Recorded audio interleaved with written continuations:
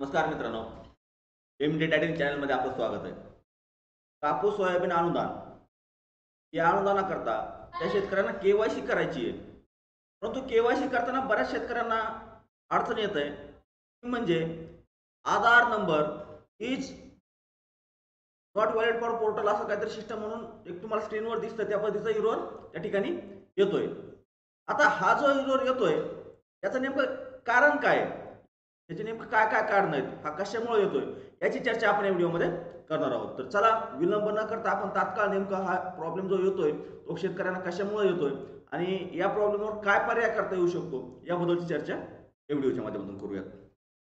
जर चॅनलवर पहिल्यांदा आला असाल तर चॅनल सबस्क्राईब करायला विसरू नका. व्हिडिओ जर आवडला तर व्हिडिओला लाईक करायला विसरू नका. चला, आता हा जो प्रॉब्लेम आहे, हा प्रॉब्लेम वाचला कीच आपली एक गोष्ट लक्षात येते.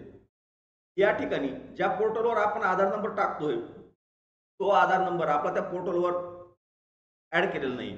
आता ऍड केलेलं नाही म्हणजे काय केलं, आता ह्या अनुदानासाठी सगळ्यात पहिली गोष्ट लक्षात घ्या, तुम्हाला ई पीक पाण्याची जी लिस्ट दिली होती त्या लिस्टमध्ये तुमचं नाव असणं आवश्यक होतं. पहिली गोष्ट, हे नाव असल्यानंतर तुम्ही काय केलं, त्यानंतर तुमचं सहमतीपत्र आणि आधार कार्ड झेरॉक्स तुमच्या कृषी सहाय्यक यांच्याकडे दिली.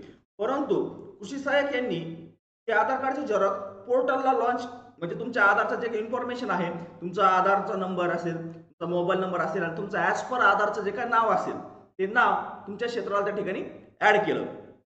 हे ऍड केल्याच्या नंतर तुम्हाला इकडे केवायसी करता येते.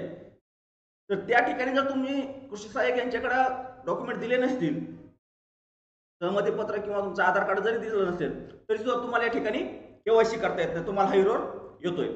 प्लस पहिला मुद्दा, जर तुमच्या यादीमध्ये नाव आहे आणि तरी तुम्हाला केवायसी करताना तसं जर एरर येत असेल तर तुमच्या कृषी सहाय्यक यांनी तुमचा जो काय डेटा तुम्ही फिल करण्यासाठी त्यांच्याकडे फॉर्म दिलेला आहे, जे सहमतीपत्र दिलेलं आहे, तो फॉर्म त्यांनी सबमिट केलेला नाही हे लक्षात घ्या. किंवा तुमचं बऱ्याचशा जणांचं तर असं आढळून आलंय, डेटा फिल केलाय परंतु आधार नंबर चुकीचा आहे, एखादा अक्षर चुकलंय, त्यामुळे तुमचा इकडे ओरिजिनल आधार नंबरवर त्या ठिकाणी त्यामध्ये अवेलेबल नसल्यासारखं दाखवतोय.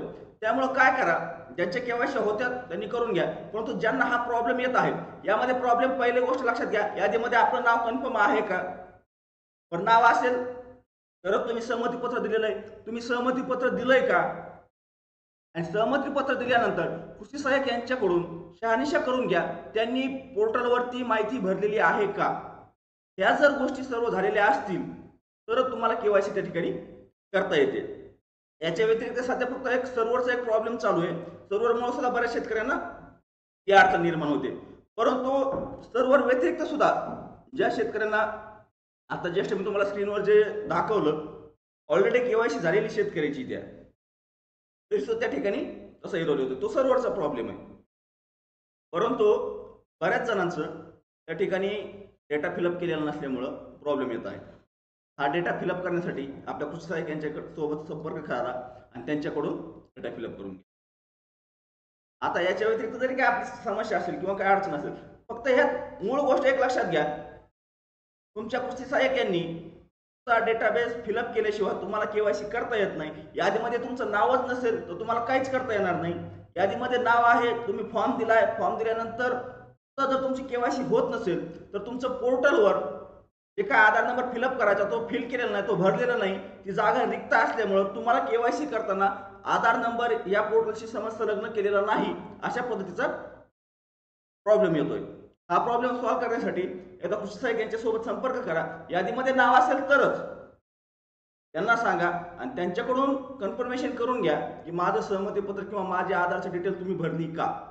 जर ती भरली असेल तर तुम्हाला केवायसी करताना ही अडचण येणार नाही. चला, धन्यवाद. एक छोटासा अपडेट आपल्यासाठी, बरेच शेतकरी यासाठी परेशान झाले होते म्हणून हा व्हिडिओ बनवण्याचा प्रयत्न केला. चला, धन्यवाद. आजच्या व्हिडिओमध्ये एवढीच माहिती. भेटूया नेक्स्ट व्हिडिओमध्ये नेक्स्ट पॉईंट सोबत.